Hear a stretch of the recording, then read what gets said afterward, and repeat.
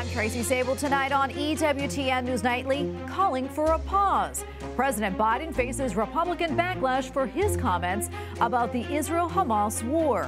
Standing strong. Senator Tommy Tuberville maintains his grip on military promotions over its abortion policy. Several Senate Republicans say they've had enough. Under attack. Many Catholic churches and schools in Ohio are being targeted by pro-abortionists ahead of the vote for Issue 1.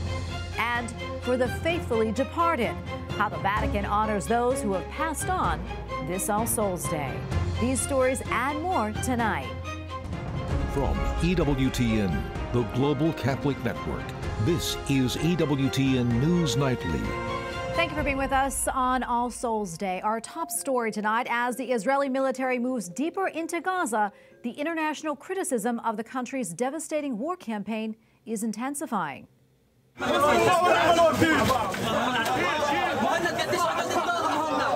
Rescuers are working around the clock to find survivors of Wednesday's airstrike on the Jabalia refugee camp. This was the second strike on the camp in as many days. According to the Hamas-run Gaza Health Ministry, more than 1,000 people had been killed, injured, or missing in those attacks. The Israeli Defense Forces released this video of tanks and soldiers in Gaza. Prime Minister Benjamin Netanyahu said troops are waging close-quarter combat with Hamas. In a statement, the IDF Chief of Staff said in part, quote, "We have advanced another significant stage in the war. The forces are in the heart of northern Gaza, operating in Gaza City, surrounding it, and deepening the ground offensive and achievements." Well, a frightening scene at a Catholic church in Gaza as an Israeli airstrike hits a nearby neighborhood.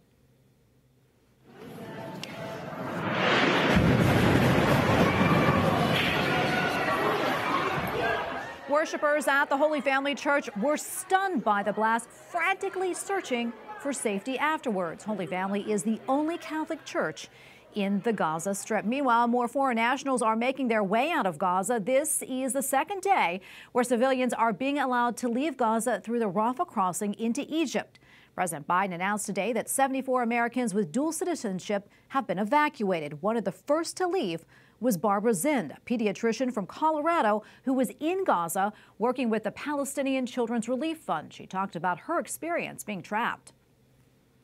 It's been scary in the last 2 weeks. We kept running out of water, and that was water to flush the toilet. We always were fortunate to have drinking water, which was not true of the Gazans that were just outside the fence from us. They were running out of drinking water. And but we ran out of water for washing and sanitation. We were having more and more cases of diarrhea show up in our community of 50. So I can't imagine what it was like outside the camp. Outside in the general camp area. And then at one point we calculated our food and we only had enough for 2 days. Well, Australia's foreign minister has confirmed that 20 citizens have been evacuated out of Gaza and are now in Egypt. I'm so relieved and grateful this first cohort was able to cross. They're being supported by our consular staff in Egypt. They've been transported to Cairo and travel arrangements are being made for them to get home free of charge. Foreign Minister Penny Wong assured the remaining Australians in Gaza that the country will push for their safe passage out. Around 65 Australian citizens have yet to be evacuated. Wong added to calls for a humanitarian pause in hostilities in order to allow food, water, and other supplies to reach the people in need. Well, to the north on the border with Lebanon, the IDF says military and Hezbollah have been exchanging airstrikes. This as U.S. intelligence learned that Russia's Wagner mercenary group may be supplying air defense missiles to the Lebanese militia group. That is according to a report by the Wall Street Journal. Well, President Joe Biden's top diplomat is headed back to the Middle East. Secretary of State Antony Blinken is traveling to Israel and Jordan with several goals in mind, including freeing Americans held hostage by Hamas. White House correspondent Owen Jensen reports. Owen?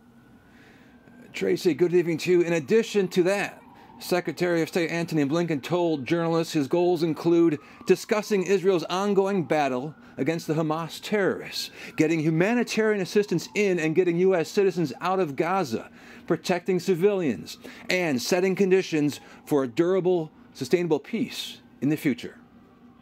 U.S. Secretary of State Antony Blinken, before flying off to the Mideast, tells reporters, of course, we're intensely focused every single day on the hostages and taking every possible step that we can in concert with others to secure their release.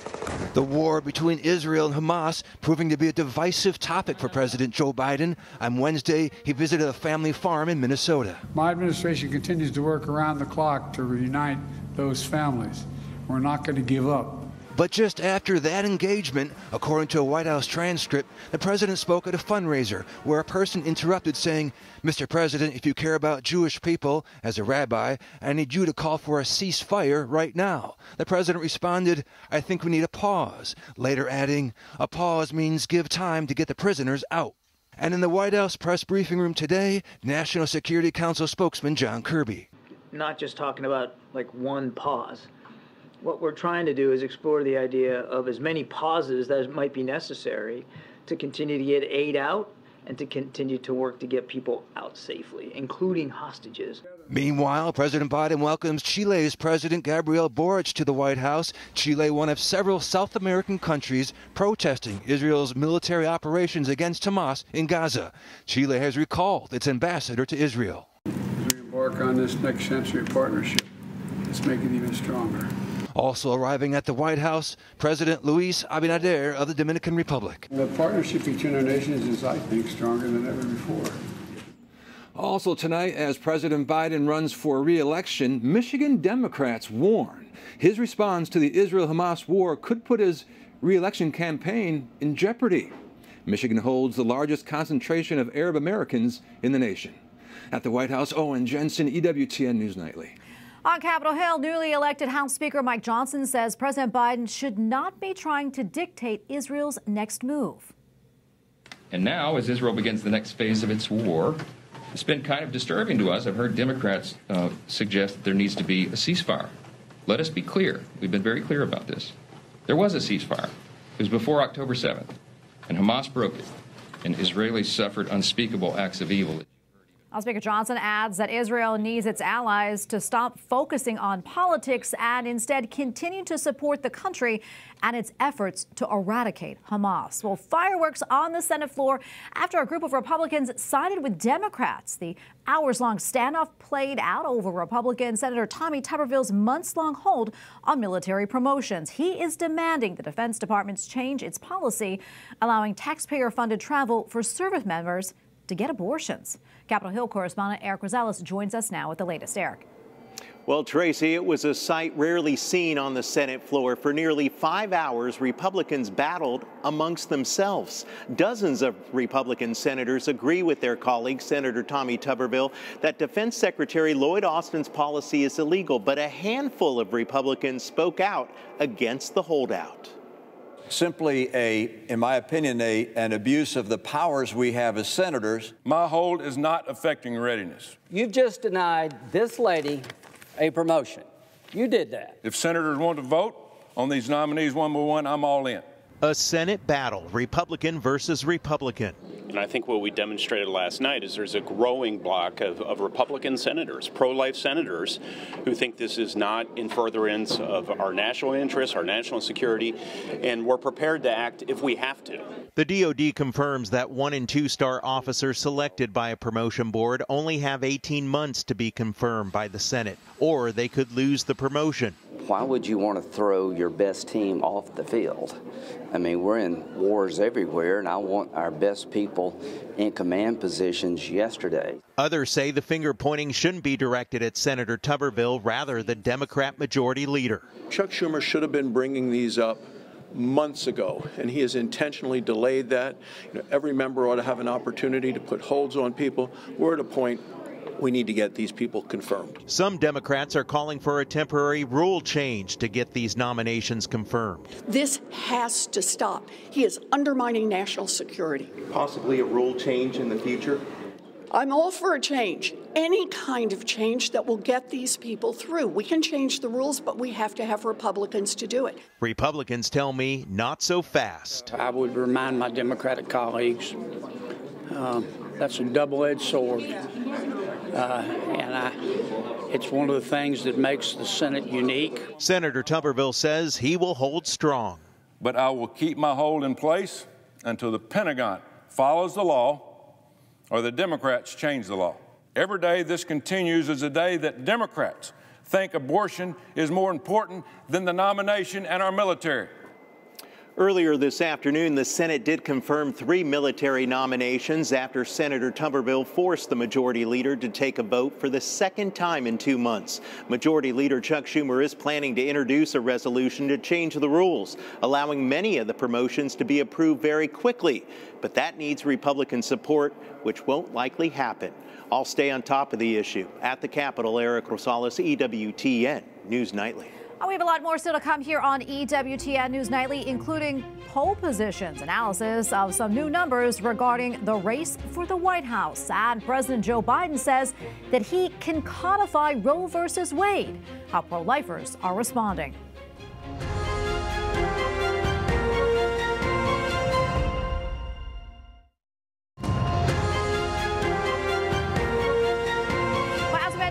Democrats in Michigan say the White House response to the Israel-Hamas war could put President Biden's re-election in jeopardy. Other Democrats are also voicing concerns. ABC News reported earlier this week that Minnesota Representative Ilhan Omar is accusing the president of a double standard and favoring Israeli citizens over Palestinians. This as Washington State Democrat Pramila Jayapal says that she is uneasy about the White House attitude toward Israel. For analysis, we turn to Tom Bevan, co-founder and president of Real Clear Politics. Tom, great to have you back on. Let's talk more about this criticism, if you will, of President Biden's handling of the Israel-Hamas war from those within his own party.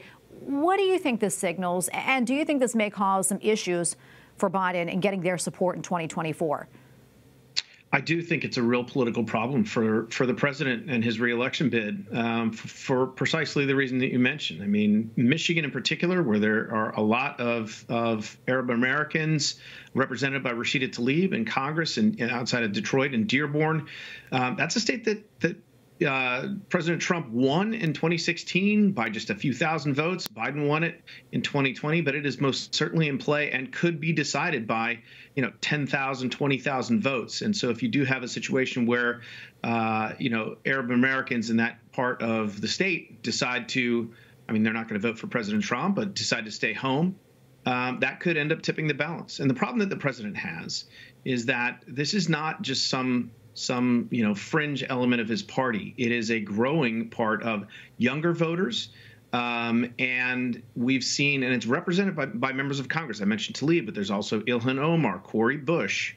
You mentioned Pramila Jayapal, and others. And so this is a growing problem for the president as he moves forward with his reelection bid. And you can see it, in the things that they're doing.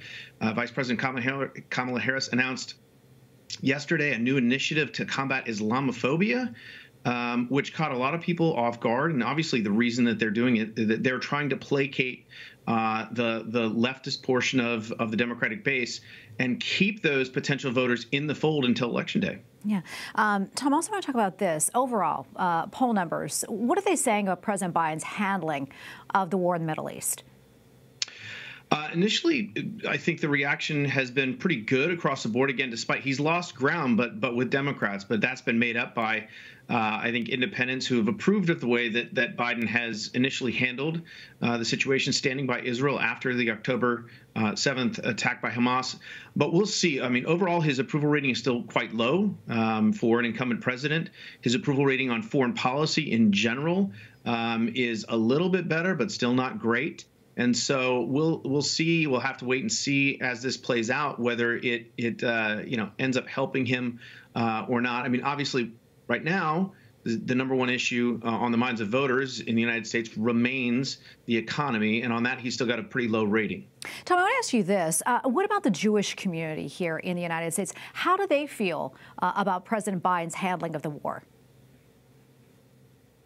Well, we don't have any data specifically on Jewish voters that I've seen, although from what I've read, I think Jewish voters, again, have been reacted positively to the initial stance of the Biden administration. But as they continue to try and sort of thread this needle and placate the forces on the left of the Democratic Party who have been, upset by this, the sort of pro-Palestinian, protesters around the country. Biden was asked at an event last night in Minneapolis about, demanding a ceasefire. I mean, this is what the folks on the left want.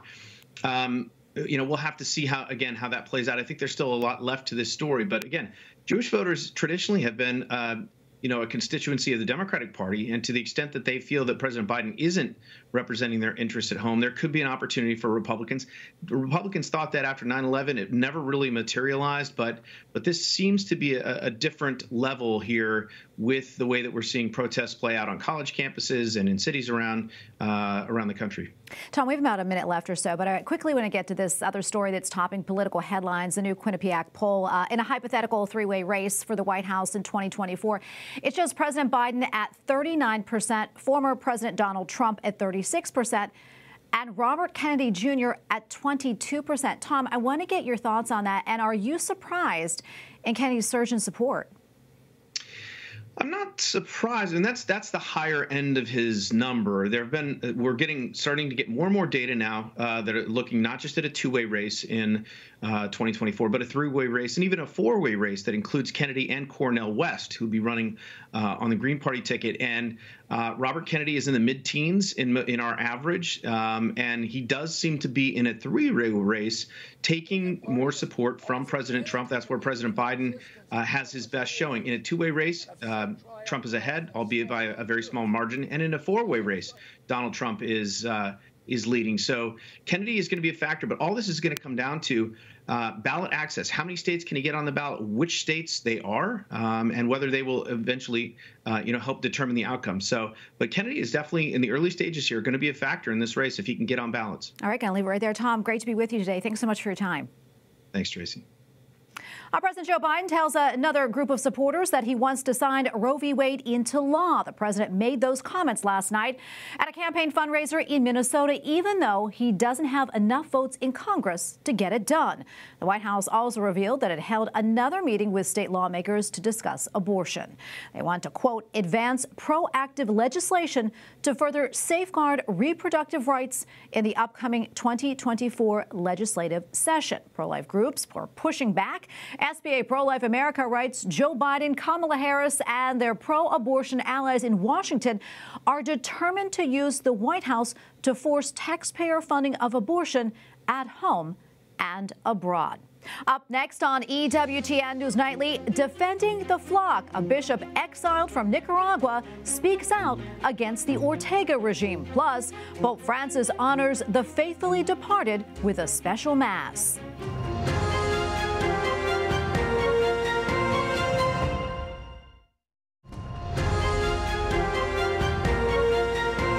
President and First Lady are set to visit Lewiston, Maine on Friday in the wake of the deadly mass shooting that left 18 people dead. The visit comes as the community tries to return to normalcy. Lewiston High played its first football game last night since the shooting, the deadliest in state history. Singer James Taylor performed the national anthem there. Lewiston defeated neighboring Edward Little High 34-18. A small glimmer of happiness in a time of sadness and mourning. And joining us now is Tyler Nadeau, Director of Evangelization and Catechesis with the Prince of Peace Parish in Lewiston, Maine. Tyler, thank you so much for coming on. We appreciate it. I know that everyone is still very much hurting and trying to pick up the pieces, but I know that Lewiston is a tight-knit community, and I know everyone is really rallying around one another. There's a lot of support there. Also, a lot of support from outside the community as well, including from the White House. Tyler, what do you think President Biden's visit tomorrow means to everyone?